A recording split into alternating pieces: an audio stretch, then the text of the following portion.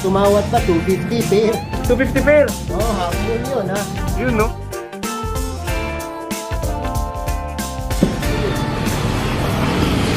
Sarap yan. Team B. Pre Team B.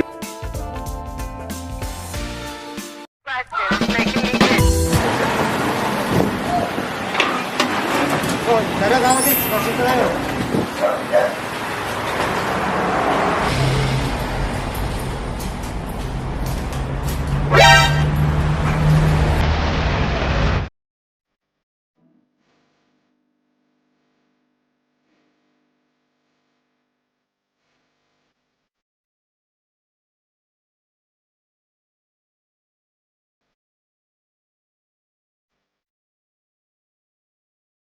Mga kautits, so ito yung mga tag natin, mga red tag natin.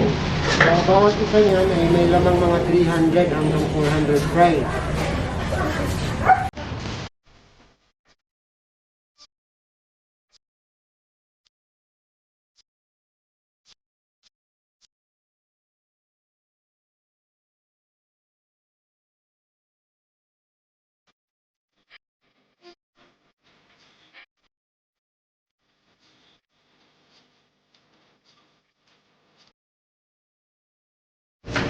So yun, sir. Ilang days bago nyo tanggalin yung mail doon sa breeding tank natin? Mula nung ma-hatch yung fry, bumibilang ako ng mga 4 to 5 days. So naobserbahan ko after noon, medyo free swimming na yung fry. Ibig sabihin, nakakalangoy na yung fry. Yun, pwede ko na tanggalin yung mail para wala nang possibility na makain niya yung ibang fry. Pero, yun na nga, sir. Iniiwasan natin makain ng mail yung mga fry natin. Pero, may isang malaking problema, sir. Pwedeng magkaroon ng kitikiti yung breeding tank natin, sir. So, paano yung technique nyo naman dun, sir? Oo, tama. Kasi wala na yung mail na kakain ng kitikiti. So, ako na yung tatay. Ikaw na yung magiging tatay nila, sir. So, ako na yung magtatanggal. Mano-mano talaga, tatanggalin ko yung kitikiti. So, eto yung ginagamit ko, sir. Madali lang kasi meron tayong mahiwagang tools. Yun, no? So, sir, okay lang pakita niyo sa amin, sir, kung paano yung proseso, sir. Okay, madali lang. Para sa mga bago nating kautis na nagbe-breed. Yun. Madali lang paano hulihin yung kitikiti. So, tara mga kautip. Samahan natin si sir. Ito pa. So, ito mga kautis, mga fry ng blue crown tail. Ito, may mga kitikiti na nga, oh. Hindi ko napansin, napabayaan ko na ilang araw. So, ito, Ang lalaki na ng kitikiti, sir. hulihin natin. Saglit lang naman to. So, sa ganyang paraan, sir, mas safe yan kaysa mag-siphon, sir, eh, no? Oo, kasi siphon kasi baka Mabulabog maigi yung mga fry. mabulabog. So ito yung kitikiti. Pwede mo ibigay sa ibang isda mo tulad gabi. Sa mga nangangailangan, sir. Sa mga nangangailangan. Tsaka kasi ayan, sir, kung ano lang yung inano niya, sir, yun lang yung makukuha niya. Ayun, yung kitikiti, nakuha. So saglit lang, hindi naman mahirap hulihin kasi mabagal lang naman yung kitikiti. So pag gumamit ka kasi ng iba tulad ng siphon o hose, mahigop mo yung fry, most likely mamamatay na yun pag binalik mo kasi mahina na yun eh. Humina, na-stress sila ng husto pag nahigop mo yun eh. So ito, ang gamit na ito, turkey buster, hindi mo mahihigop yung fry, yung lang, kitikiti lang talaga. So kung ano lang yung tinarget mo, sir, yun lang yung makukuha Yun mo, lang. no? Hindi naman malikot yung kitikiti masyado, kaya madali lang talaga hulihin. Yan, huli ka agad. Oo nga, no? So siguro sa isang ganito, hindi ka pa abuti ng 1 minute. Kuha mo na. 1 minute to 2 minutes the most, kuha mo na yung mga kitikiti. Pero hindi mo nahihigop yung fry. Pero sir, believe din ako sa kamay niyo, sir.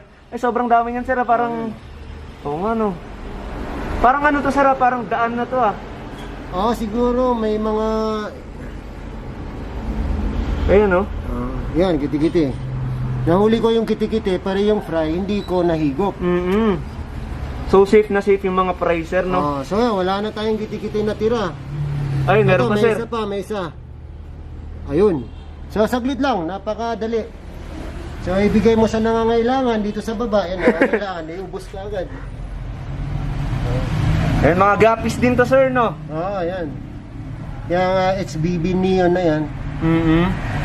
Nag-eksperimento rin kasi ako mag-crossbreed para makagawa ng sariling stream. Yun, no? Kaya may tuxedo koi na may halong RDSS. Suportahan natin yung mga ka-otit natin, yung mga kahabi natin na ganyan, yung mga nagko-crossbreed kasi mahaba man yung proseso mga otits, palakasin natin yung ekonomiya ng pag-iisda. So ito mga kaotits, wala nang kiti-kiti. So Yun. nandyan, intact pa rin yung 100 mahigit o 200 fry na nandyan. Hindi na bulabog sir, no? Hindi sila nabulabog. Kasi mga otit, no, tama sir, no? Kapag ito nabulabog or na-shake ng konti ito, malamang sa malamang, yari na yan kasi mahihina pa sila, di ba sir? Oo. Tsaka madaling ma-stress. Tsaka pag mahigop mo yan dito at ibabalik mo, wala na, magkakasakit na yun, manghihina na yun, mamamatay yun. Negative na yun sir, no? Oo. Yun, napakalupit. So mga fry ito ng blue crown tail. Blue crown tail. So ang dami niyan. More or less nga, mga 200 nandyan. Yun mga otits. Ayan yung mga fry niya, no? Ayan, no? Ang dami, grabe ito mag-breed si sir, eh. Ayan, may mga fry yan.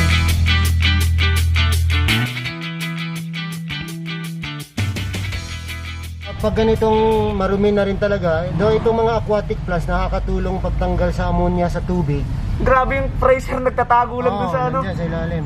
Pero nakakatulong pa rin itong, maliban sa lamok ang nakukuha nito, pwede mo rin higupin yung mga dumi-dumi. So na hindi nahihigop yung mga fry.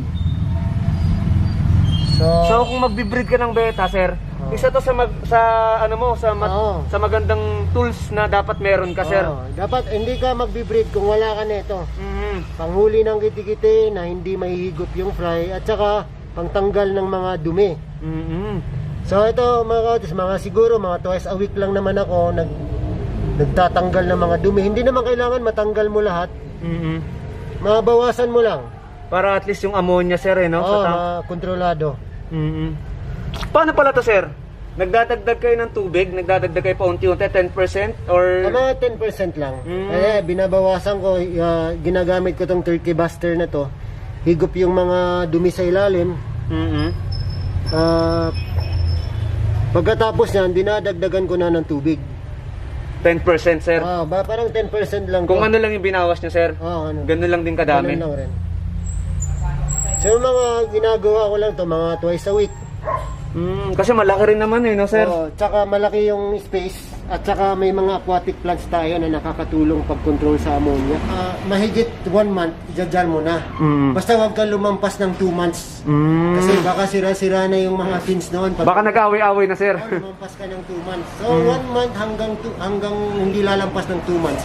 Idadyan mo na isa-isa yan.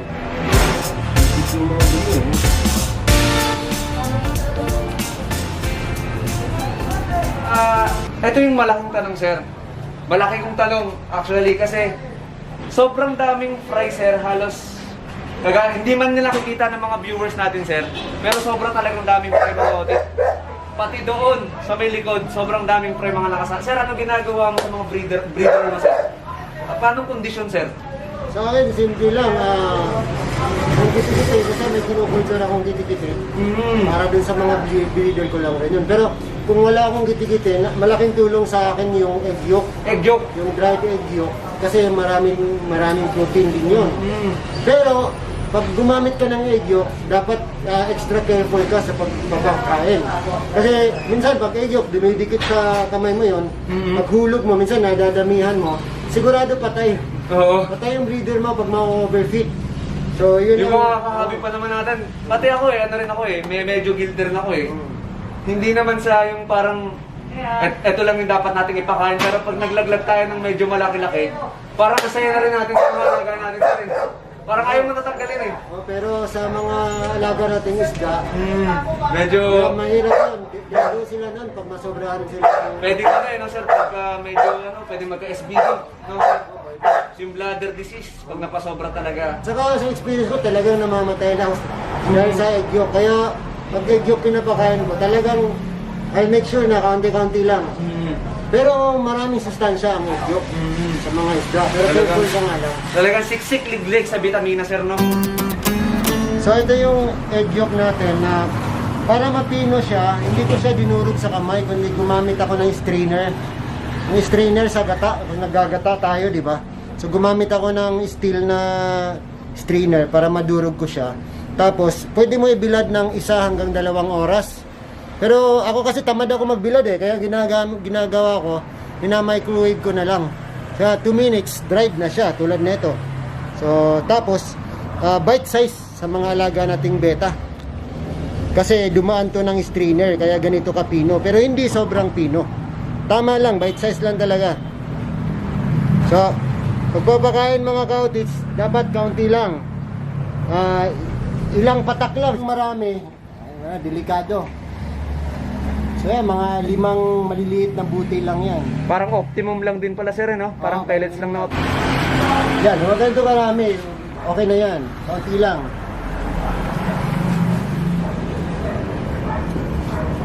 Saan kasi excited tayo, gusto nating mabusog yung alaga natin. Pero mali pala yun sir, no? Yun. Dahil yun ang rason bakit sa nung nakaraan namamatayan ako ng beta. Kasi nga excited din ako tulad ng mga pagbaguhan ako dati, yun excited akong busugin. Saka parang gusto kong madaliin na lumaki. Pero kailangan sir, may process talaga, no sir? Oo, dapat huwag magmadali kasi sa ayaw mo sa gusto mo, lalaki din yan. Sa kontrolin mo lang yung pagkain para tao din, pag sobra-sobra kinakain, hindi din yun healthy. Mga red na half moon natin. So, para sa akin mga kaotits, mas okay pa yung kulang kaysa sobra. So ito sir, mga half moon na red, no? Red half moon. So ito sir, mga 4 out muna to sir. payout na yan. So sir, magkano naman yung half moon nyo sir? So ito kasi bagsak presyo ako ngayon, sale. Binibigay ko lang to 200 ang isa. 200 to sir? 200 ang isa. Grabe Kasi naman. di ba iba ngayon nasa 300, 400. Pero ito may mga female naman silang makikita dito. May mga pares yan na female. So kung dito ka ay binibigay ko na 300. O minsan pag tumawad pa 250 pair. 250 pair? Half moon yun ha. Yun no?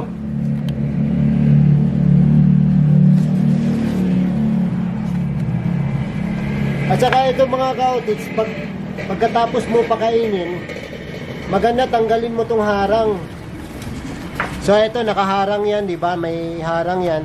Pagkatapos mo pakainin ng egg yolk, kasi mabigat sa tiyan nila yun eh. Tanggalin mo tong harang para mag-flare sila. Siguro mga 10 minutes, around 10 minutes. Hayaan mo silang mag-flare pagkatapos kumain ng egg yolk. Parang exercise nila yun sir? Exercise, saka para rin matunawan sila sa egg yolk. Kasi ang egg yolk, masustansya talagang pagkain, maraming protina, saka mga minerals para sa mga alaga natin. Pero mabigat sa tiyan. Saka lalo na pag marami yung nakain, kaya talagang kailangan mo i-flare sila. Dito sir, ano naman po itong mga nandito sir? So ito sa baba, mga half moon plakat natin, it's MPK. So marami sa atin ngayon, mga salamander. So magkano naman yung alt nyo nito sir? Ngayon, actually, sale ako ngayon na ito, kaya binibigay ko pares 250. 250 din sir? Oo. Ito yung mga salamander na to.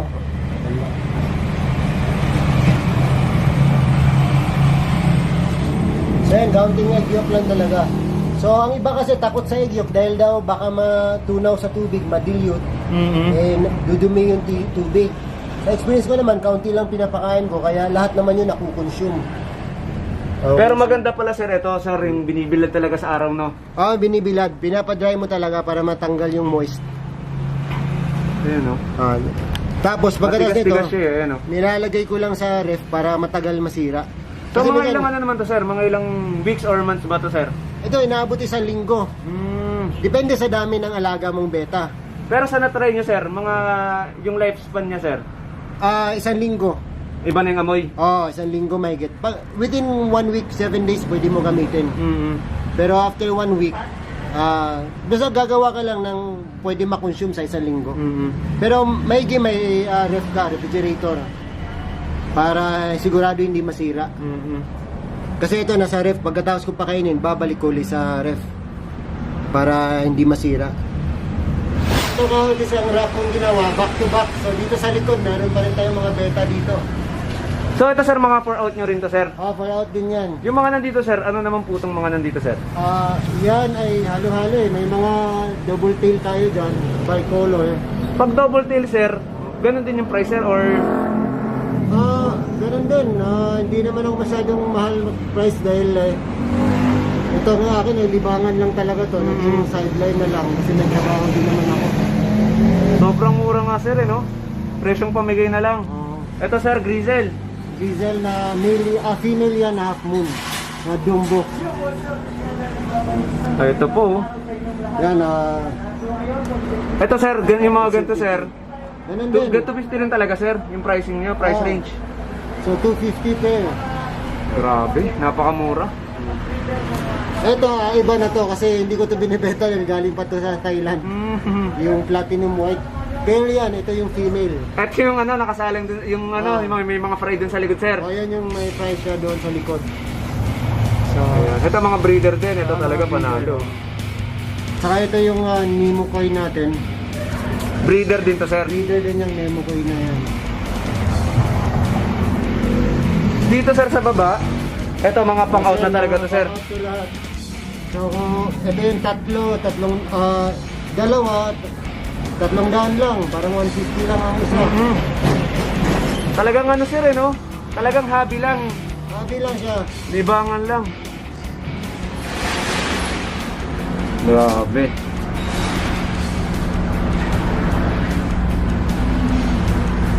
Ito sir, dito rin. Mga half moon din oh. So may half moon dyan na ano. Pero karamihan, yun ang salamander natin. 250 lang din to sir, ay ano? Ampere. Okay, 250 lang.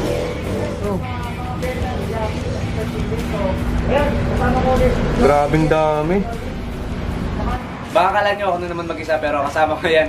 Si Nice the One, subscribe yung channel nila tapos yung kagagaling lang natin, no? Kakaburaot lang natin dun sa pet shop nila mga otik. Sir, saan nga ulit nga natin? Sa may pila, Cardona, Rizal.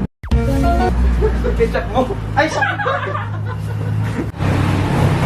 So medyo napilahan nata kagabi si Isda One. Nasaan ba yung tubo? Parang di mo nakalimutan na. Yun nangyari kagabi ah. Pero saan nga ulit yung pet shop mo? Sa Governor Hills, Barangay Biklatan, General Trias, Cavite. Yun! Nadali mo! Pero yan, kasama ko sila. Tapos kasama ko rin si Paring Allen. Nandun yung nagbablog lang. Oh, ayan, si Paring Allen. Nandun si Paring Allen. Nagko-content si Paring Allen dito. Ayun, oh. Ayun si Paring Allen. Nagko-content. Magkakasama kami dito.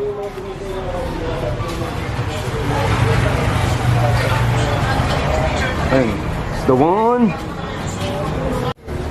So yun na nga mga otits, kung akala nyo yun lang yung mga betang makikita nyo. Nga pala mga tito, nandito ako sa may Salawag. Along the highway lang to, itong bahay ni na sir. Tapat lang ng Zagala Trading Hardware. Tapat din siya ng school. Ayun o, elementary school dito ng private. Tapos yun na nga mga otits. Ayun, tutulad nun. Kaya medyo maingay mga otits, nasa tabing kalsada lang tayo. Pero yun na nga, hindi lang yun yung mga betang hindi lang yun yung mga betang makikita nyo dito pag dumayo kayo. Kasi sobrang dami pa ditong nakalagay sa mga 1.5 na na plastic ng foam. Ayan. So ayan mga otits, lahat yan may laman yan. Ayan, mga HMPK. Katulad lang ng sinabi ni na sir. Ayan, mga salamander. Ayan, yung mga nandito, mga salamander. Hindi natin masyadong makikita yan, mapofocus kasi nga may mga talisay. Pero lahat yan halos may laman yan. Kaya pag pumunta kayo dito mga otis, kaya pag pumunta nga kayo dito, sobrang dami yung pagpipili ang mga beta dito. Kung gusto nyo ng mga sorority na panlagay nyo sa mga planted tanks nyo, yun, marami kayong pamimilihan dito. Kasi maganda mga otits kapag gusto nyo ng mga sorority na beta, mas maganda yung mga hindi pa rin na paghihiwalay. Pero yun na nga, ano pa rin yan, kailangan nyo pa rin mag-observe dyan kasi merong magkakaroon talaga dyan. Merong isang alpha dyan mga otits sa, sa grupo nila. Kahit sabihin mong all females yan, hindi masyadong mag-away, kailangan mo pa rin mag-provide ng hiding spot sa kanila, like maglagay ka ng plants, drip food, or kahit ano na mapagtataguan ng mga ibang beta natin Ito pa, ito, mga may mga grow dito, ayan, dito. Ayan, ito mga otits, hindi pa itong mga napag-iiwalay itong mga to, hindi pa nadyajaring ito.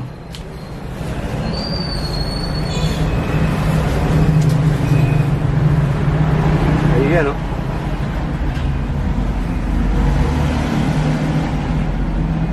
So, ganyan kadami mga otits yung beta ni Sir. So, paglipas ng panahon mga otits, panigurado, pagbalik natin na naman dito, sobrang grabing makikita natin dito. Grabing transformation yung makikita natin dito kasi naiisip ko pa lang mga tito, yung mga fry doon sa likod, kung gaano kadami yung ijajaring ni Sir sa susunod na mga buwan. Sobrang dami ni Sir, sobrang galing. Sobrang yung kamay ni Sir, sobrang sa pagbibreed ng beta. So dito mga tito, ayan, may pusurya dito. Kung naaalala niyo yung video natin, parang halos, pangalawang video natin yun, yung pusurya. The best to, kung may mga freeze yung gana na fry, ito yung the best na pagkain. Tapos dito parang mga pinukulture ni Sir na mga bloodworms, tapos may mga kitikiti na. Parang nga naman, di na mamumuha si Sir sa mga, di nabibili ng live foods. Puntahan natin yung tropa. Pre. Pahid-pahid, bitin sa akin pag nawala ang init. Asus! Pre, dati ka bang boksingero, pre? Ha? Dati kang boksingero? Teka, katulong ako dati. Pahinante ka pala? Pahinante lang. Walang yaka, pahinante ka lang pala? Kung makaasta ka? Napapaaway lang ako kasi hindi ako marunong magbuhat. Inaasa ko sa mga kasama. Ayun, si Tishgada gumagawa ng content. Nakakagalaw din sila ng maayos. Pero nagmula lang sila sa ganitong Tupperware. Oo, ito. Siguro mga Ikaw, Pops, content. isang linggo lang sila dito. Ito yung sa Ito. Ito yung sa pag-breed. So dito ako nag-breed, tapos Ayan, oh. siguro mga isang linggo sila dito, pagkatapos nito, nililipat ko na sila sa malalaking tank. Yun. Sa ref tank, Habang busy sila. Ito, buhat tank mismo. Pakita ko sa inyo mga kapiskada. Ngayon yan, di ba? So ito mga kapiskada. Ito yung mga sample ng pag-breed sa dito. Ito ay blue grounding. Blue grounding. Transparent line to, pre. 何お前はもう死んでいる。 Ito, wala pa itong isang linggo. Mga 4 days, 5 days na po. Run.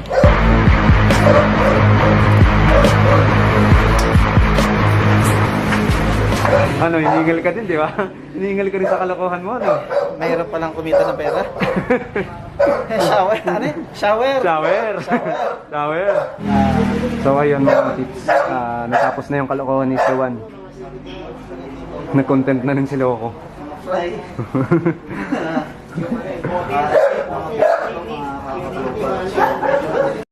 So yun mga tito, inuulit ko lang, supportahan nyo sana yung grupo namin, Aqua Titos. Yun, ako, Betas Journey, is the one, tapos si Fishkada, tapos si Bishop Mihabi, yung mga tropa natin na nag-YouTube din, nag-fishtubers, mga fishtubers, kumbaga kung tawagin.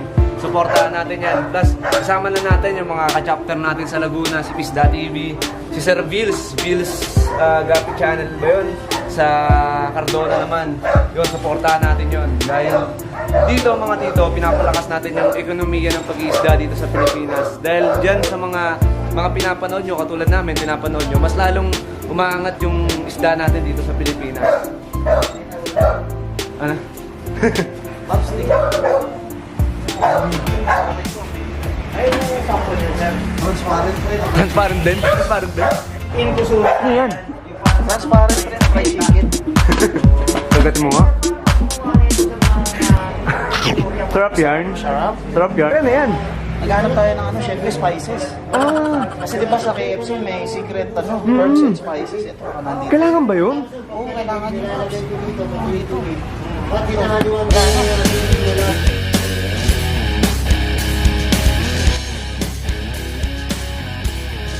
So yun mga audit, nakasama nga pala natin si Sir Philip. Ayan, Sir, saan ka ba nila pwedeng makontak? Alam ko, for sure, meron mga kumindat dyan sa kanila. Mayroon akong page sa Phoebe's Aqua Shop. So yun, pwede naman namin mahingi yun sir, no? Tapos pop na lang natin dito. Okay. Pwede rin natin ilagay sa comment section sir. Pin natin para kung sakaling may mga gustong kumuha ng beta sir, message ka na lang nila. Message nila sa TV's Aqua Shop. So alam ko sir, medyo makulit kasi yung mga viewers natin sir. So nagre-range yung beta mo sir, 250. Around 150 hanggang 400. Yon, sobrang mura, sulit na sulit. At saan nga ulit matatagpuan po to sir, yung... Dito lang sa Salitran 4, Dasmariñas, Cavite. So yun, message nyo na lang si sir. Napakabait. Yun yan, nakaburaot pa tayo. Talagang pinakain pa at pinaberit. Sir, maraming salamat po sir. Ay, welcome. Okay lang ba sir, bumalik-balik kami dito sir pagka jaring na sir. Walang problema, pagka-jaring, siguro may mga 3,000 tayong i-jar. Yun no, talaga. Yun yung sinasabi ko sa kanila sa inyo. Kanina ko pa sinasabi sa kanila na pagbalik namin dito, sobrang solid yung i-jar nyo sir. So yun, please like, share, and subscribe at pakilike na rin yung page nila sir. Phoebe's Aqua Shop na Yun. page. Para ano kayo, lagi kang updated sa mga bagong niluluto ni sir na mga beta. Ayan. So yun, happy fish keeping! Fish, sir, isang nga lang sir. Fish, yun! Woo! Kasi ito, makapito na rin sa mga natin bago po sa kain sa pamamagitan.